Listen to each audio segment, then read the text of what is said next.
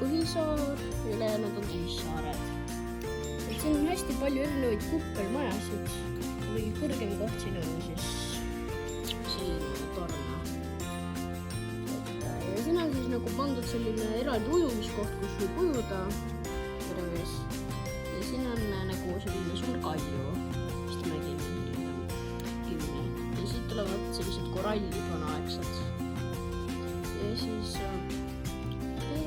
see võib tunduda küll nagu sellisena kuppelsaarena, aga tegelikult on see siis valvesaar, et siin on kahurid, kui keegi tahab seda saart nagu tulla ründama, siis ta saab seda tulistada. Ja see on siis nagu hotellsaar, et kes tahab nagu tulla siia suvitama, saab siis siia elama tulla. Ja siis see on selline nagu eraldi saar, mille saab nagu üürida, et siin saab nagu siis elada. Siin on siis veepuhastusjaam ja elektrijaam kõrvuti. Et siin on nagu see korsten, kust siis tuleb teatud suits välja. Ja siin on nagu imeb vee sisse, puhastab siin ära ja pärast võiks puhas vesi